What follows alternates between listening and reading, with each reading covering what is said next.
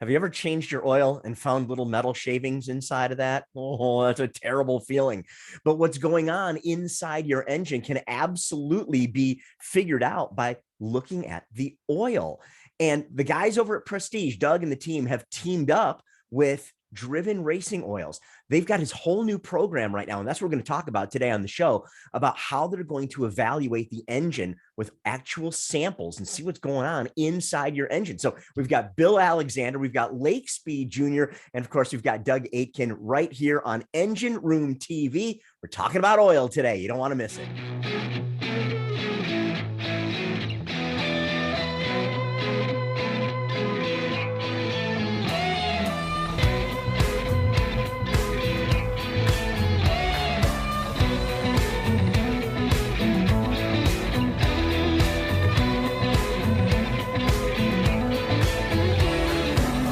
Doug, you got some company in the office today. Yeah, we sure do. It seems like this deal's growing more and more. That's not a bad problem to have. So we've got there in the middle there, that's Bill Alexander. On the end, Lake Speed from Driven Racing Oils. You guys, it is a real pleasure to have you here on Engine Room TV today. We're going to talk about all the slippery stuff, huh? That's right. Sounds all good. right. So first question, how in the world did you guys even get hooked up? Well, actually, we were at Ford Fest, and I'm doing my deal, and he approached me, and we started talking oils. And for a long time, we really didn't fully understand, what's available out there, and all the I don't want to call it secrecy, but I really always wanted to understand more about the oils we were using. And just a simple discussion with them brought up some really key points that I think we can touch on today to just let the public understand why we use it, and maybe some things to reconsider and stay away from possibly. So yeah, it was really it was an interesting time. We had a booth at Ford Fest, and Prestige was kind of across from us, and I kept seeing this beautiful Cobra car sitting there. I'm a car guy, I'm not going to lie, and I'm actually wanted to build one of those. I kept walking over and looking at it. Next thing you know, I'm talking to Doug, and we're talking about oil, and it led to questions he had about the engines that they build here at Prestige, and when they ship them to a customer, how can we really have a program put together to really have that success in break-in, success after break-in, using the right oil for the application? I mean, just walking around here, I noticed you don't build just one engine here, and it's always the same engine going in the same car in the same application. You can get an engine here for all different cars. And so we started talking about that. And that's really what kind of led to, the discussion of using a synthetic, using a break-in oil, using a conventional oil, and all that. And so as we started talking about it, I said, well, we could put together a program that you can give to your customers to help get them through that and ultimately have, more success, not only for them, but for you as well. So that's kind of where it all came out. Well, that's really cool, because we're going to get to that in a couple of minutes, because this program that you guys have put together, for lack of a better term, it's going to really give people who are buying these engines the confidence to know that they can really rail on this stuff. And Lake, before we went on, you were kind of hinting at that same kind of an idea. Kind of give me your 2 cents on that. Well, the break-in process, as Bill mentioned, is actually the most critical time in any engine's life. You can have all the right parts. They can be machined perfectly and beautifully. But if they don't break in, if they don't mate together properly, it's game over. Even if it's if it's a flat tap cam engine, it will die within 30 minutes, 45 minutes if it's wrong. If it's a roller cam engine, it may not die right away, but it will have a premature death. It may be 20, 30,000 miles later, the lifters are falling out and all this, and you're like, well, what happened? This or that. Well, it all comes back to break-in. It's the most critical time of that engine's life. And again, the parts can look perfect to the naked eye, but every part, if you look at it, no matter how smooth it looks, under a microscope, there's peaks and valleys. And that break-in process is all about taking those peaks and valleys and turn them into plateaus and mesas that can hold more load without wearing that part out. A lot of parts are case hardened. That way you've got a harder surface, so it's more wear resistant. But once it wears through that case hardening, it's game over. So you don't want to wear the engine out during break-in. And that's really what the beauty of this process and the using the driven break-in oil, that chemistry is all about basically a cheat code, if you will, to get that break-in process done quickly and precisely with the minimum amount of wear while still getting the job done. That's what it's all about. And that's what's cool, kind of cool about this whole program is that, Doug and those guys are asking the right questions in terms of, okay, we can get the best parts, we can machine everything and do it right, but we still need that lubricant to do its job. And then you're following in with the oil analysis on the backside to make sure that we know the job was done right and everything came off. So that customer, as you mentioned, can have that high level of confidence to know, hey, my engine built the right way with the right parts, the right oil, right process, everything's good. I can stand on it with full confidence and go have some fun.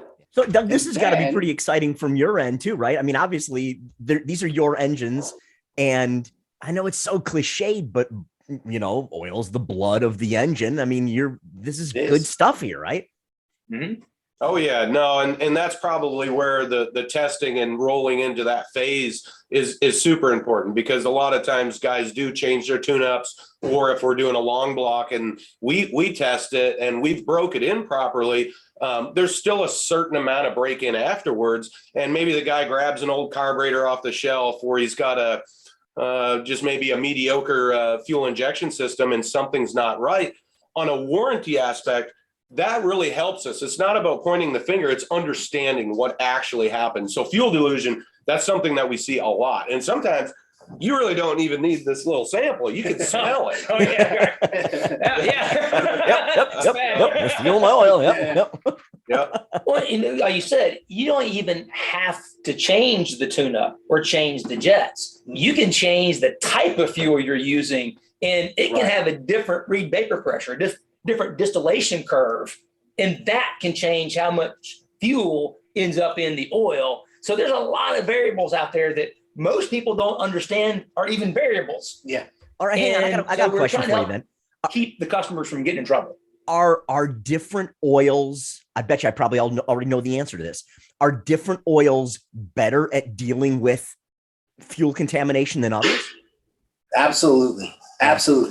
So the major thing when we talk about fuel dilution, having too much fuel in the oil, is killing our viscosity. Basically in chemistry, like products solubilize like products. So you've got oil and fuel, they mix, and it lowers the viscosity. Mm-hmm. So we can use different base oils that tend to kind of be a little more phobic of the fuel. It doesn't mean, that it's not going to mix or it's not going to blend. It's just they do a better job holding their viscosity when diluted. Mm-hmm.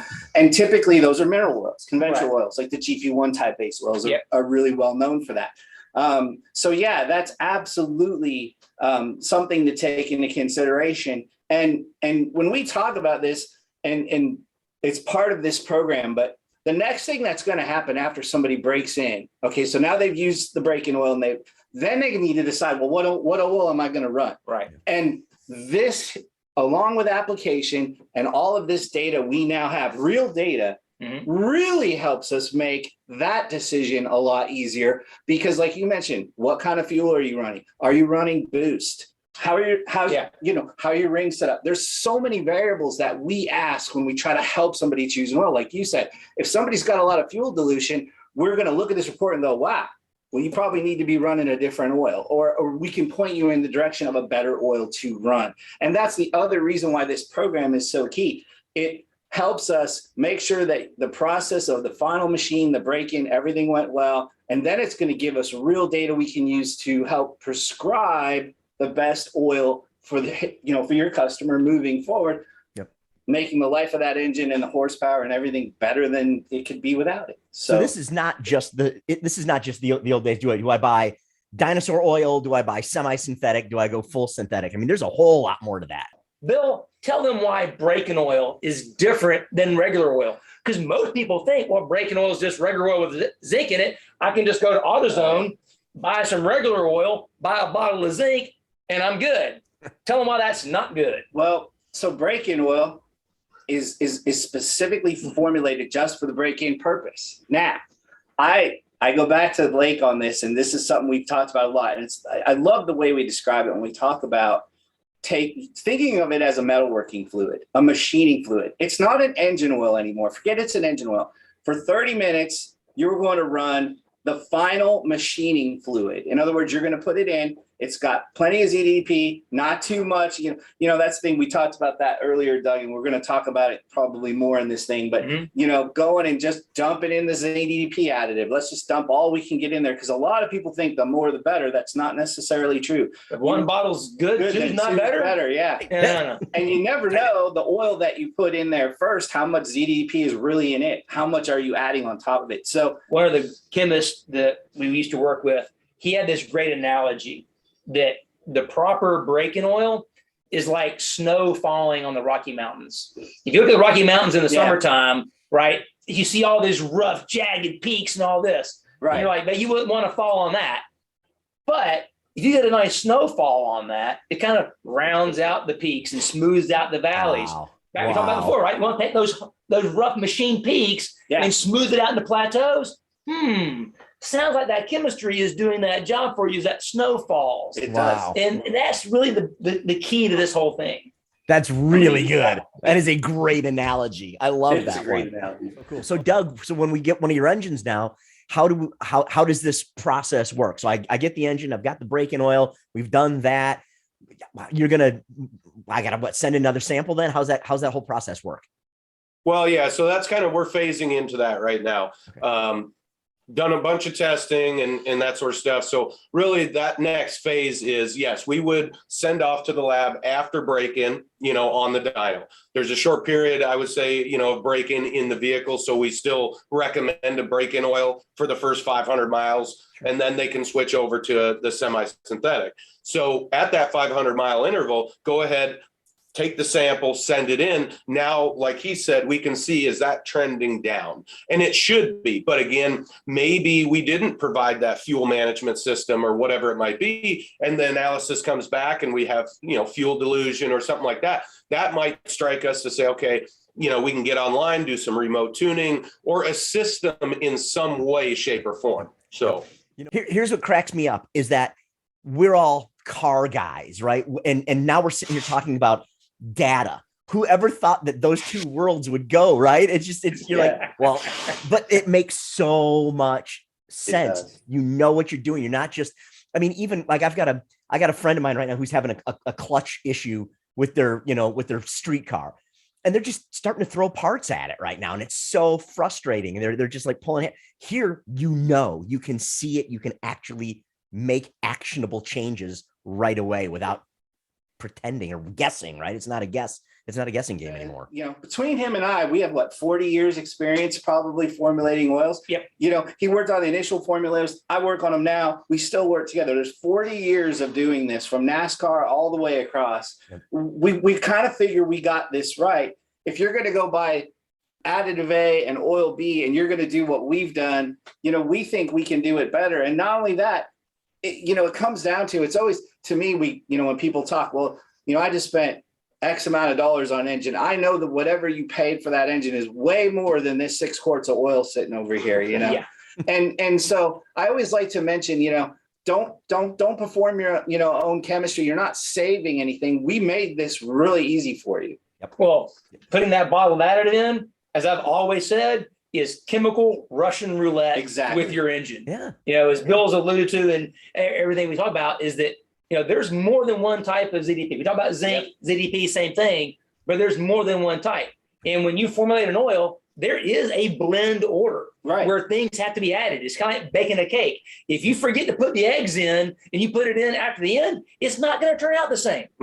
Exactly. Right. Baking is chemistry. So don't be your own backyard chemist. The chances of something going wrong are greater than something going good. Your best case scenario is no harm, no foul. Yep. Right. But if you've got thousands of dollars invested in your engine, what's $20? It's nothing. To have confidence and peace of mind. It's a no-brainer. Yep. I'm taking my notes. I don't even know if you can read it. We're paying for knowledge. That's what it is. That is what, look, I have learned in my now older age that there are times when the best tool I have is my checkbook. You go to the people who know what they've, it's kind of like on street cars.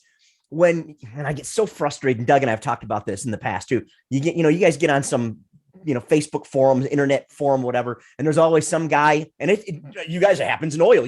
This, they pull it out of their hiney and they may sound convincing. And next thing you know, there's a bunch of guys going, oh, well, that's gotta be the right thing to do. They don't know.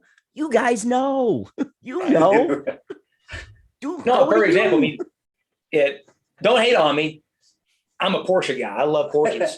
And I have a Porsche.